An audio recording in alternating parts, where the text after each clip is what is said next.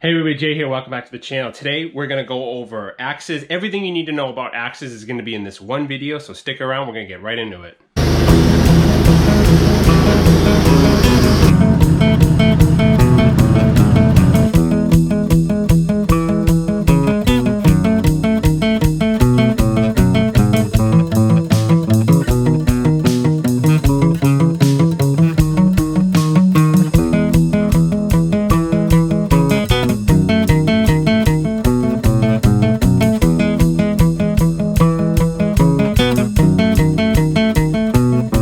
Everybody, if you like that intro, I invite you to subscribe to the channel. We do a ton here on the homestead. If you didn't figure it out, we heat with firewood, we run chainsaws, we swing axes, we have 18 acres of woods that's never been managed. We're in the process of managing all that, so yes, needless to say, we use axes a ton. So let's go ahead and get right into it. First thing we need to define is parts of an axe, and conveniently, I have an axe head right here. So this is going to be the blade of your axe. This is going to be the face, the blade, whatever you want to call it. On the sides here, these are called your cheeks of an axe. If you look at the profile, this has fat cheeks here. Moving on, you have the eye. This is the eye of the axe. This generally, if you were to, this is how they measure them. You would go the width. So this one is about 3/4 by 2 1/4. 3/4 by 2 1/4 is pretty much the American standard. If you go to Home Depot, if you buy an axe, it's going to be pretty much that size that will fit. Anyways, and then on the back side of the axe, this is called your pole. So that's basically it. So you have blade, cheeks, your eye, and your pole. Those are the terms we'll use in this video referencing the axe head. So yes, first things first, let's get right into it. Let's talk about a splitting axe versus a felling axe. So now, you need to be careful if you're looking to buy an axe on eBay or you're at a flea market or an antique store. There's a couple things you need to look for that will just determine the difference between a splitting axe and a felling axe. First of all, obviously a splitting axe is designed to split wood. Now, if you look at, let me grab my Craftsman here. Now let's look at the cheeks. Remember the cheeks are the side here. This is the splitting axe. See how it's got fat cheeks? And then this is my felling axe. You see the profile difference? Let's see if I can do this. Hopefully that's in focus there. A splitting axe has fat cheeks. A felling axe is more skinny. Now the reason that is, we're going to put this down because we're going to go back to this. A splitting axe is designed to split the wood. You know, your rounds, you're swinging it, boom. It's designed to split. So what happens is you have a sharp edge. This axe head will penetrate and then it'll split the wood apart. Hence, splitting axe. If you look at my splitting maul, this is a splitting maul. You wouldn't hack a tree down with this. This is to split wood. Do you see how it's such a fat profile? Much like this one here. These two are both splitting axes. You see the small, it's quite a large profile right from the tip. It fattens out. It's designed to penetrate and split the wood open. So let's go ahead. We'll put that one back.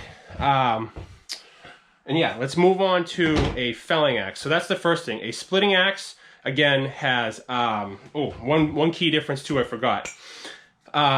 Metal wedges. If you're trying to split wood with metal wedges, I'm not going to dig my wedges out. They're buried in my forestry bin, but do not hit wedges with a axe. You pound wedges, splitting wedges, not felling wedges. You pound the metal splitting wedges with a splitting maul or sledgehammer. This is a splitting maul. If you look at, this is a felling axe. This is a splitting maul. See the poles here? See how much more beef this one has compared to this? If you pound metal splitting wedges with this axe, you're going to get what's called mushrooming. And I'll overlay a photo here, probably something on eBay or whatever. You will get mushrooming on the end of the axe head. That weakens the metal. You don't want to do that. So remember, a splitting maul or splitting axe is designed to split the wood, not chop a tree down. And a splitting maul or a sledgehammer is designed, with the big pole here, is designed to hit your splitting wedges. So again, we're going to put this one back. Now let's talk about felling axes. This is a felling axe. Like I said before, if you look at the profile here, real skinny. The purpose of this is to chop, is to penetrate the wood. Now, obviously, I'll probably have to make a video of me chopping down a tree with this, but a felling axe is designed, same thing with a double bit axe. A felling axe is designed to penetrate and split wood. You can use this to limb, you can use this to kind of like bushcraft, whatever it may be. So that is the key difference there, is that a felling axe has the thin profile, usually a small pole, because these aren't designed to hit the metal splitting wedges, and a very narrow cheeks here, very thin. So let's get into more of like a foreign style. This is a Husqvarna, or Husqvarna, or Uskvarna, depending on what part of the world you're in.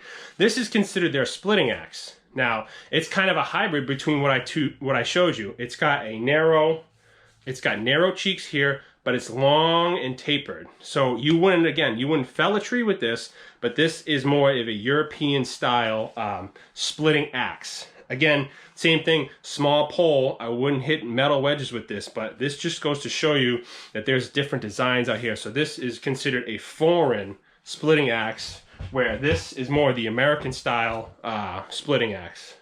So show you kind of the difference there. And again, there's manufacturers all over that make different style axes and whatnot. So there may be one that I didn't mention, but whatever, it's all good.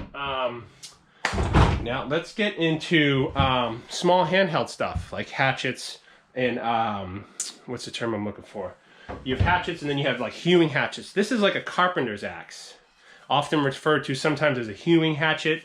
Again, this is small cheeks here, narrow profile. This is designed to cut. This is something you'd use for like timber framing or bushcrafting. You can see how I can choke up on it. And this is what I would do if you're trying to get a fire. You know, you're splitting the wood, small pieces of wood or whatever. You wouldn't take this out to do bushcraft. I can't choke up and do fine skills with this. So that's what this is. This is a hewing hatchet. I also have, let me put this one back.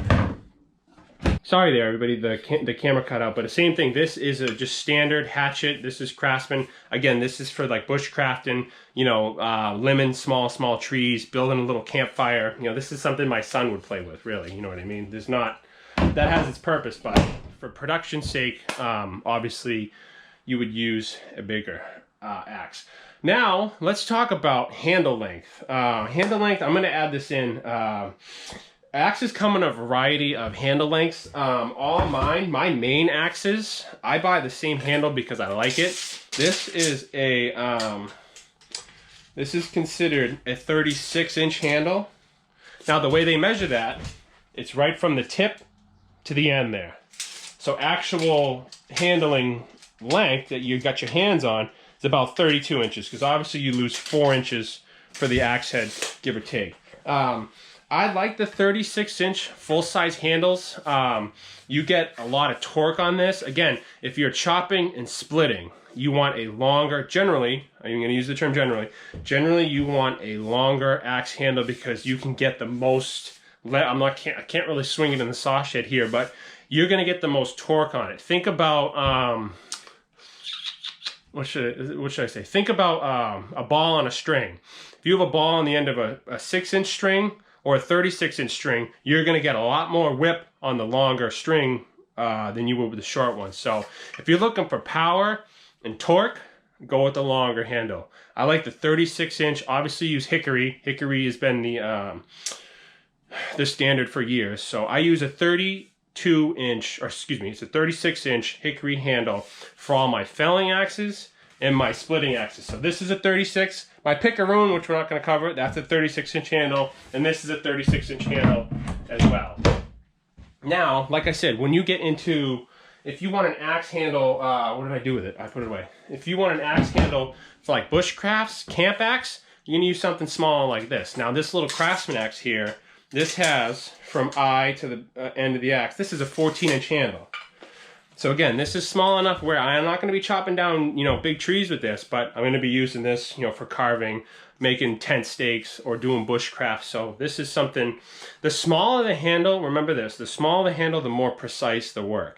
I'm not going to, you know, make precision tent stakes with a 36-inch hickory handle because you have so much weight on the other end of the handle. And yeah, this is a handle that's waiting ahead. I'm gonna be buying a head for this, but this is a 19-inch handle.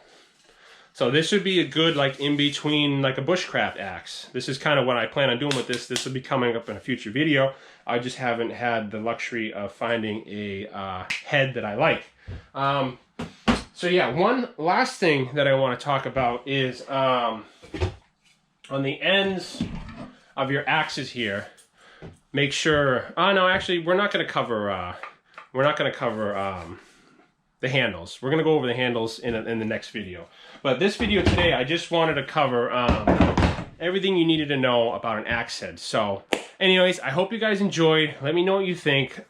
This is just a basic intro video that anybody can use to determine what you need, what you want to buy, and the differences between them. So again, small, sleek profile is going to be more of a felling style. Big, fat, blunt is going to be more of a splitting style.